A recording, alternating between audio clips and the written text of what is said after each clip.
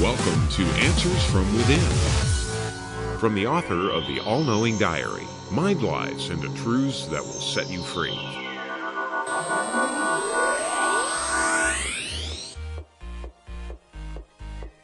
Welcome everyone to Answers from Within. We are back with Jennifer, and I'm so intrigued as to what we're going to be talking about today. Reveal all, please. Oh, Daniel. Hello. Hello. Okay. So, I feel like a whirlwind of incidents have occurred. And it's like one obstacle after another, and I'm like, what in the hell is going on at this point? Whew. Okay. Dad gets into ICU week before Thanksgiving. Drama happens there. Fine. I got it under control. In-laws come into town, and it has been the most magical visit. And then my mother-in-law falls down the stairs. At your place? Yes. Right. Okay. That was Saturday, my Saturday. We did all that. She finally yesterday was like brand new again, with lots of love and light, and oh my gosh. Okay. 3 hours ago, my father-in-law falls down the stairs. EMS is at my house. He's in the hospital right now, still in trauma. Wow. Daniel, like, what? Help me, because I'm like, what the hell? I'm sorry for that language because I never use it, but I'm like, my husband and I are like so beneath ourselves on where, what, when, how, oh my gosh. Okay, quick question. How old is the in-laws that just fell down the stairs? 80. Yeah. Okay, let's have a look at what's going on, or more importantly, exactly what you need to know about what's going on. Please, yes. Because there are things coming from multiple angles. Some of them relate to you, and some of them are honestly nothing to do with you. Even though they are related to you, and even though some of these things are happening around you, don't fall into the mistake of thinking I am in some kind of responsible cause or any of that kind of thing. It's like a bit of murky things going on there. So let's kind of bring some clarity, okay? Okay. The first thing that I'm feeling from you is being you, is how am I creating this in some way? Yeah. How am I at cause over this? Now, what I'm feeling, the only real role you're playing in creating this, and we're using the word creating this very, very loosely, because it's not enough you to really warrant using that word, okay? Okay.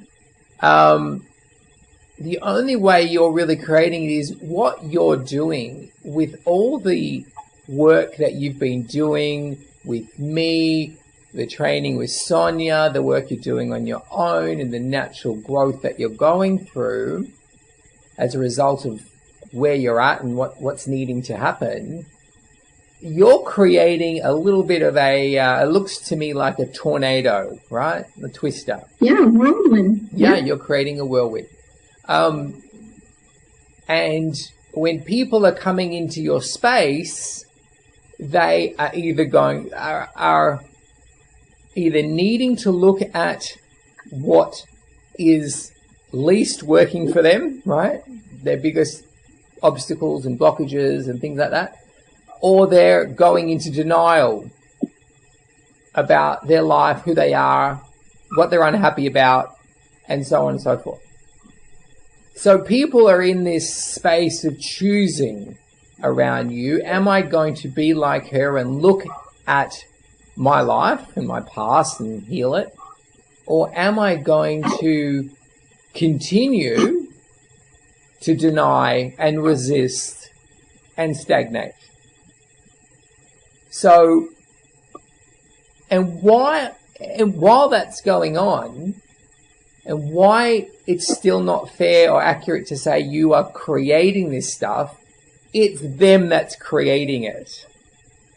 And this is a perfect example of how when we are being our truth, we are raising the vibration of those around us, and we are raising the vibration of the planet as a whole. So it's like you don't need to go out of your way to make changes on this planet. Just by being you is enough. And I think we've spoken about that before. Right. So this is a really perfect example. So what happens is in this high velocity frequency that you are, people are coming in and they're either going in and going up, right, into this funnel, this tornado, in and up with you, or in and boom, shot out the other side of it. That's literally what's happening. And so you've got these older generations who are like crazy to be coming into your house, and it's like so brave and so silly all at the same time. And they're coming in and they're feeling this shifts, this space of truth, because it feels to me that your house has become, it's like you are a force to be reckoned with in there. Like you're just like people, you're just like, that line has been drawn. Like, you want to be out of truth. Well, good luck with that in this house, because it's not going to stand. I'm not going to stand for it, and it's just not going to. Oh, so true, Daniel. Yeah. So true. So this older generation who are like the least awake, the least aware, they're just a generation who have just done the least amount of work on themselves, and caused so much damage in doing that to themselves and the world. That's another story. And so, well, actually, it's not another story. It is this story. And because of that, they come into this tornado that is you in your house. I mean, even your kids are like resonating at this frequency. And they're just like, they fall down the stairs. What else can I say? That's just what's going to happen. Now, as cruel as this is going to sound, I have to say it. You can actually be proud of yourself for what is transpiring. And it sounds awful because you don't want people to suffer. You don't want them to hurt and loved ones to go through this. But here's what you need to know. That bit isn't on you. The fact that they're hurting from this is that immediate choice of theirs to go, will I be taken up this funnel or will I be spat out the other side? And the reason you can be proud about it is because it's just this complete validation of, this is how far I've come, that non-truth cannot exist in my space.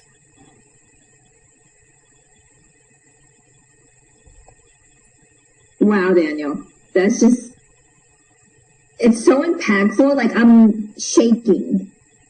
Yeah, because I'm just... Yeah. But you're shaking. Here's the thing. One of the big reasons you're shaking and you're going into this trauma, this response to trauma, is because, how have I done this? How have I created this? I thought I was on track, and now this is what's going on. Surely this is a sign. This has to be a sign that I'm not on track. I've done something wrong. I've upset somebody, and this is why the message was coming so strong around, no, this is actually something you can be proud of, showing you how far your energy, your shifts in consciousness have gotten to, that people who refuse to embrace their own truth, their own enlightenment, are finding it very hard to be in your energy. And to be fair, this is what is to come on this planet. We have existed with so much tolerance, if you like, so much buffer zone for free will to exist, for people to indulge in their own self-doubt, in their own spiritual denial, resisting their own truth, their own messages, their own gifts, and the planet suffered, and everyone suffered because of that. And so what you're seeing is what we're all going to see a lot of in the next 10 to 20 years, where it will look like people are going mad on this planet. It will look like they're going insane because there is this massive kind of, it's like a tidal surge of shifting consciousness, and those that are still going, no, my life is just about making heaps of money and looking good and being a playboy or whatever it is, and being in denial of looking after myself in this world. Any of those people are just going to break. They're just not going to cope. So this is an interesting segue into your purpose in being, well, how do we help those newcomers, right, to this shift, adapt to this tidal surge that wants to pick them up and put them on the top of the mountain and say, I'm sorry, you cannot dwell in that lower level energies that has been killing you your whole life. You cannot sustain that. The earth will not sustain it. So it's bringing you into awareness of, okay, this is what's happening in my own sphere, my own realm, as a way of introducing me to what I'll be dealing with as an ongoing basis pretty much for the rest of my life. I will be helping people adjust and make that shift, that transitional shift into being okay with who they truly are, instead of resisting.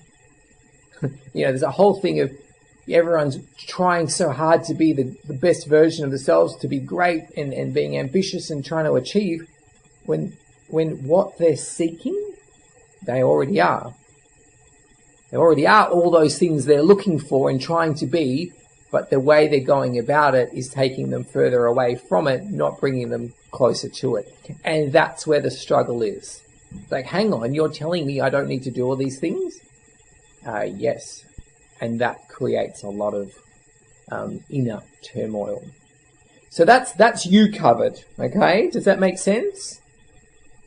Yes, Daniel. Wow. Yes. I mean, that just resonates because I'm like, I feel it, and it's so funny. I had a little speech with my son today, and I said, son, like, this is absolute truth I can only tolerate. It's just nothing else.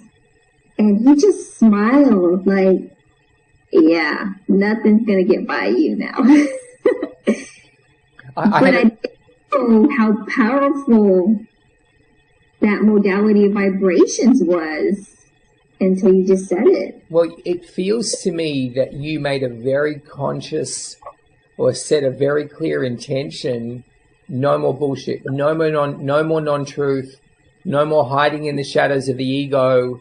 It feels like you really went, boom, baby. That's it. I did. And I actually did say that to my husband. I said, I'm tired of the bullshit. It's absolute truth, or just move on. I don't have time for it. There's just no time for it. Yeah, you should have sent that memo to your in-laws. That may have saved them a little trip down the stairs in a real bumpy way. So let's look at that side of the equation, okay? Yes, please. So again, the message is, you're okay. You've done nothing wrong. This is. It's like Jennifer's Law. You come into this space, you are affected by Jennifer's reality. And Jen's reality is not to be messed with. You just like you can't hide in the shadows in your and literally, because we always talk about this in the training, is that your beliefs create your reality, as does your truth create a very different reality. And you are the living embodiment of, you have changed reality. You are holding such a strong bubble, such a strong dimension. It's like a new dimension. You created a new dimension on Earth, Jen's dimension. And those who enter, those who dare enter, you should have a sign out the front, enter this Jen's dimension at your own risk. If you've created that, and it's very palpable. It's phenomenal what you've done. It's a real testament to how we do create our own dimension, as opposed to when we buy into society's belief system, we are then susceptible to that reality and what that brings, which is not great. Where you've just gone, I'm planting my flag. This flag is a new dimension here. I'm king, queen, president, of this dimension here. So it's good. It's very good. It's not good for your in-laws, but we're talking about you right now. Very amazing. Very amazing. Okay, what else do you need to... Did you have a question at this point, or you want me to go into the in-law side of things? Go into the in-laws, please. Okay. What's his name, the one who's in hospital? Ernesto. Oh, okay. Yeah, he's in a bit of a bad way, there's no question. The biggest challenge with Ernesto is he is somebody who has been wanting to see that he's right the whole time. He likes to look at himself and go, I know what's going on around here. I know what's real. I know. And he likes, it's showing me that he almost prides himself a little bit above other people in knowing. It's like, I know how this place works. Yeah, I know what's right, what's real, what's not. And whack. No, you don't.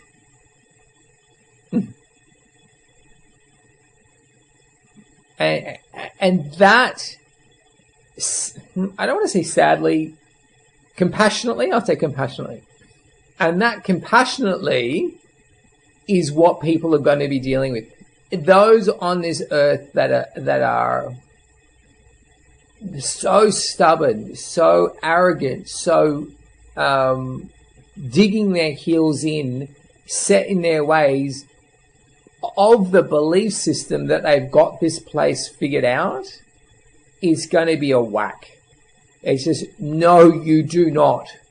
If you think that denying your spirituality, being in complete denial of your spirit, as denying it exists, and thinking you are what's real, whack. So it's not your fault. Do you see the delineation? You're holding your space in your house. He comes into an energy that's just so intensely truth.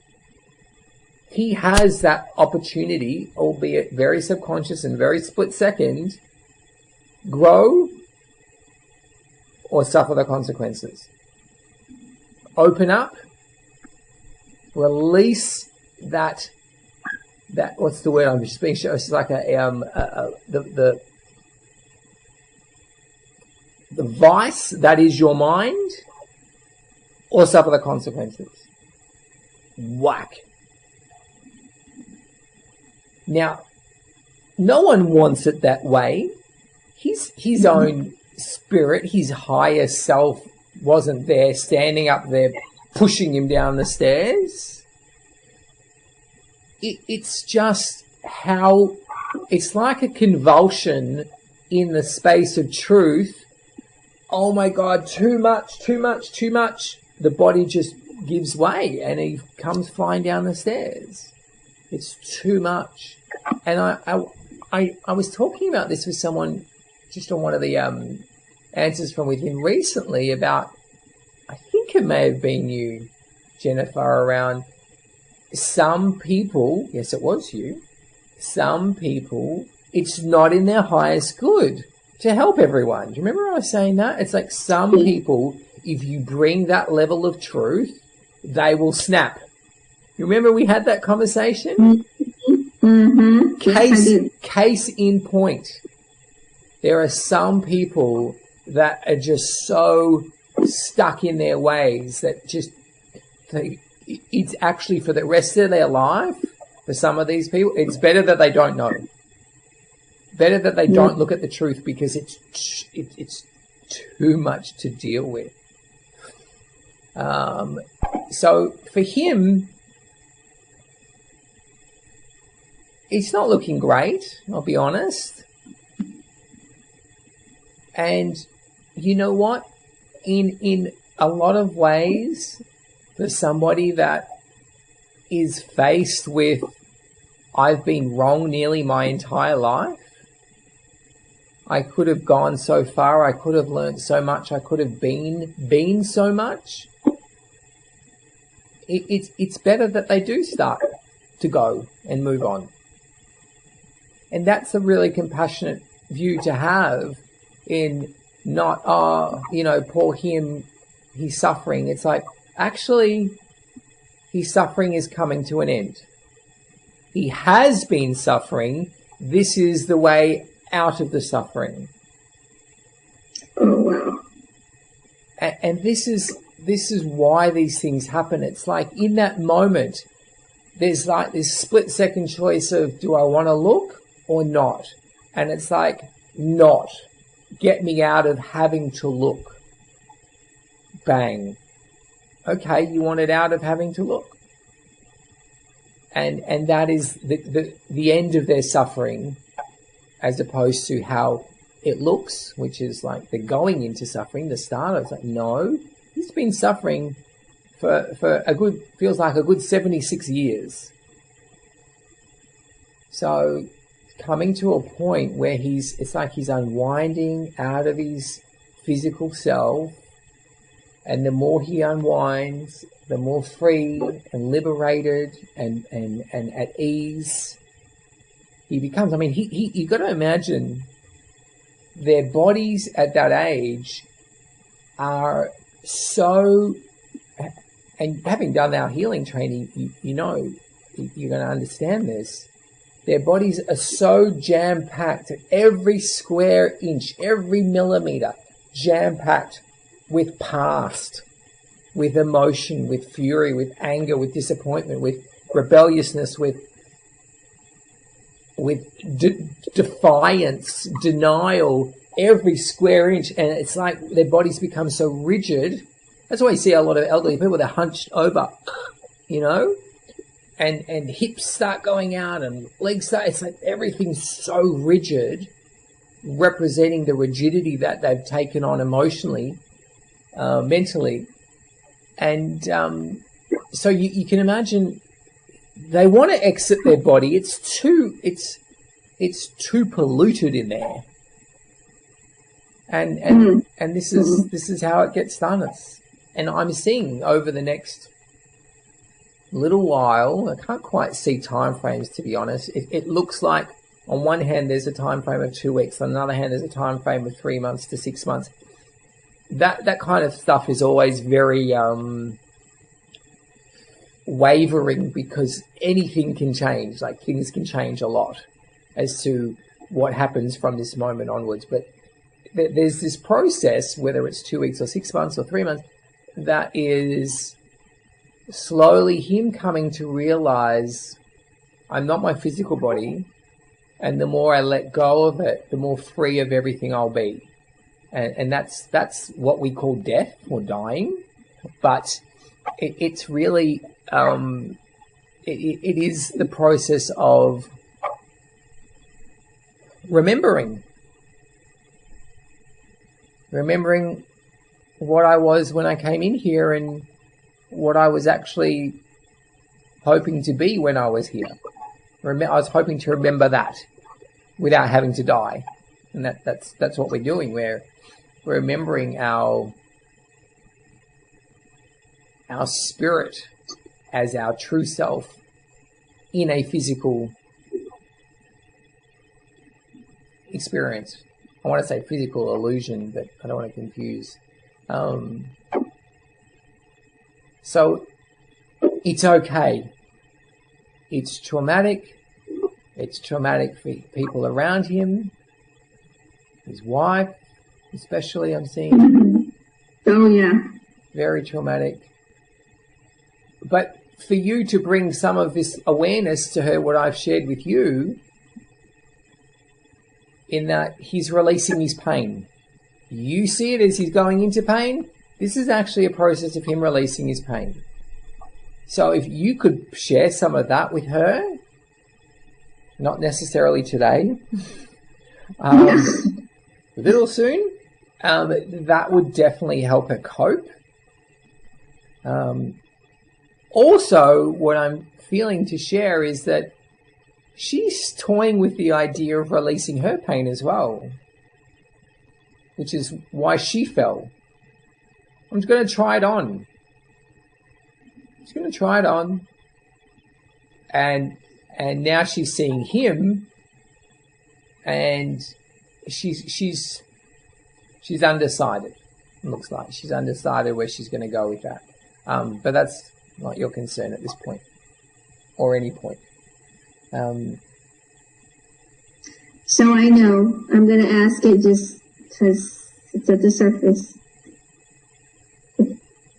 There's nothing I can magically do to change this. What change do you seek exactly? Well, I'm going to cry. It was just so peaceful, this visit. Isn't that beautiful? Yeah. Isn't that beautiful you had that? Oh, yeah, it was amazing. Even my husband said, it's the first time I've sat with my dad. It was, so loving and peaceful and joyful. My kids had an amazing time. Well, that is what there is. That is the gift of these experiences, and they're usually, it's usually that beautiful, peaceful experience precedes what's now happened, and that's what there is to be really grateful and present to, and remember him of. Is wow, wasn't that a beautiful visit? Wasn't that a beautiful time? We got to see more of his true self than we ever did. Because the closer somebody comes to dying, the more of their true self you get to see. Ideally, which is the work we've all been doing here, ideally it shouldn't come to nearly dying for their finally to let their true self out, right? That's the whole point of what we're doing here, all the healing and clearing and truth and everything, is to get there without needing to die. To get there without needing to be in hospitals. Yeah? Yes. So, but some people are not capable of that. It's too much, as we said. And in his case, just be really, it's like this genuine beauty you got to experience and enjoy was a real gift, and that's how you remember him. In terms of you ask the question, is there anything you can do?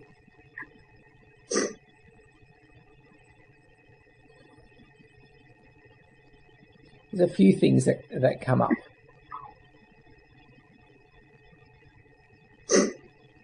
One is you firstly need to become unattached to, I should be able to do something.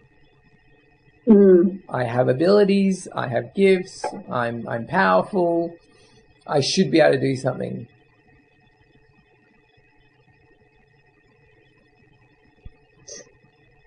And you're either going to love this or hate this, but you've brought him to a place of see truth. And that was a gift. How he responded to that was not necessarily a gift to himself, but that we can look at that, as we said, in different ways. You've done a lot for him in holding your space of truth. In terms of physically, we'll look at his physical body and what he's suffering through. Mm-hmm. There are a few things you can do. It's a tricky one, I tell you, because what I'm seeing is you can prolong life or you can hasten death. It's a tricky one, okay? Because in some respects, allowing him to move on is the best gift you could give him. So helping him to die is a real honorable gift. It's not good for you emotionally. You're not really equipped for that. So what you're really asking me, I'm feeling, is how do I prolong life? How do I try and get him out of his suffering? So how about this? I will answer both of those questions. Would you like that? I would love it. I would rather. Be very great. And that way you can understand the whole picture rather than just making a choice, because just showing you could do either one. You could do either one. If we're going to start with, if you were to help his transition over, okay, what you would be working on with him is having him let go of regrets, helping him let go of, like ill will between people over his life, like arguments, confrontations and conflicts that he had during his life. Because where he's going through now, or will be going through, is this is unresolved, that's unresolved, didn't say this to this person, didn't resolve that, blah, blah, blah, blah, blah. And that keeps somebody in their body suffering much longer than they need to. And that's why a lot of elderly people hang on. They try and, I need to get something resolved. So if you were to help him to move on and transition faster, you'd be looking at that. You'd be looking at clearing his wife's attachments that energetically ground him into his body. Like she's like got her hands out, holding him in his body right now. I can see that, totally. And you would need to work on her to loosen those attachments, because more she holds on to him, the more he suffers. And I'll share a very quick story with you if you don't mind. No, please. About 8 years ago, Sonia's grandfather had a fall down the stairs and broke his hip. I think he broke his hip and he hit his head or something. I think it may have been his head and hip. It was like one after the other. It was like hip and then smashed the head, Wow. And then after the head, he was like 80 as well. And after the head incident, I think he was on a life support system. Like it was pretty severe. Like if the hip didn't take him out, he went for the head, And we were doing a lot of healing work on him, really connecting with him and seeing what he needed in that coma state. And he was like so distraught because he was attached to a machine locking him in his physical body. And they kept him on this machine for 3 months. And we learned a lot. Oh my God, we learned so much from this experience, because he was showing us in his, through his consciousness, he was showing us, like, hey, let me go. This is your shit. You're hanging on to me. I want to go. You're not doing me a favor by keeping this machine on and holding on to me. And I remember the day they turned off the machine, we felt his energy. He just came whooshing through our house, like flying through the air, going, I'm free, I'm free. Like, it was amazing. And So we constantly, we live in a society, and naturally, understandably, God, if anything like this happened in my family, I would be the same. We want to hold on. We want to hold on. But if to make, in the context of making his transition smoother, quicker, easier, you would definitely remove anyone's attachments to anchoring his energy in staying into his body. And his wife is the biggest one of that. His son, it doesn't feel like as much. It feels like your husband would rather him go than keep suffering. So that's very honourable. Well done to him. Kudos to your husband. And your kids are like, whether you're here or there, we're going to see you. It doesn't matter. We can see you. Whether you're in your body or not, it doesn't make a difference to us. They're so special. And so they're not attached. They don't feel attached. They're feeling everyone's energy. Should we be attached? Should we be upset? But I don't see they're going like that yet. They're not clawing in and holding him here. They're holding a very non-judgmental space, as kids do.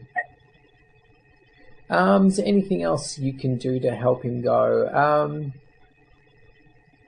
Yeah, I'm just seeing he's got these energetic debts. It's like all these energetic cords are plugged into him. And if you can clear those, like clear his debts for him, okay, which you'll know how to do. Yep. That will make a very big difference. I'm also feeling if things went the other way, that would also make for a very fast recovery. It's not clear to me, and I'm being told it's because it's not clear to the universe, as to which way this is going to go.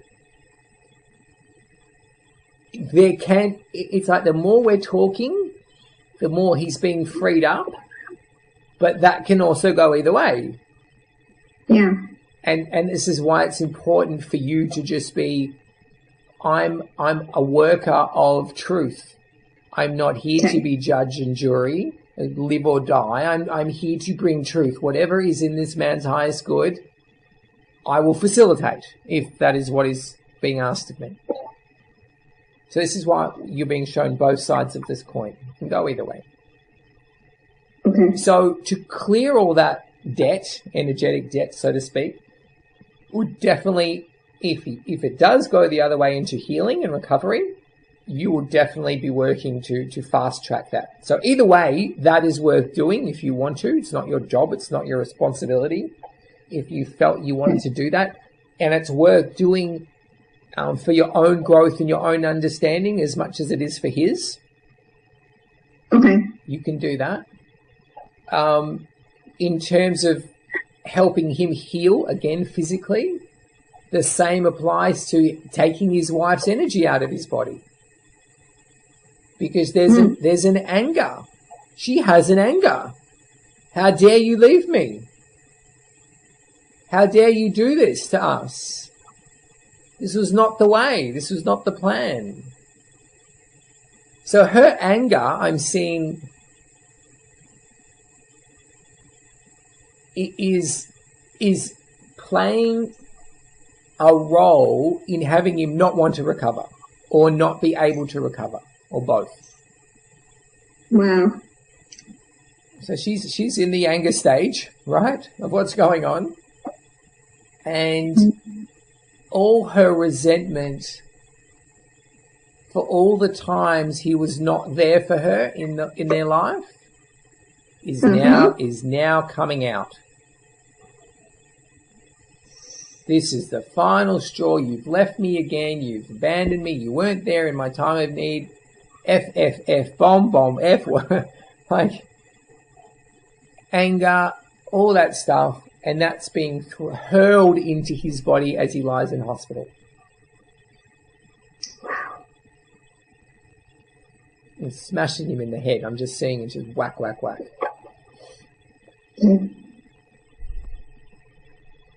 Now, the next part of this is what he's doing to himself in the middle of all of this.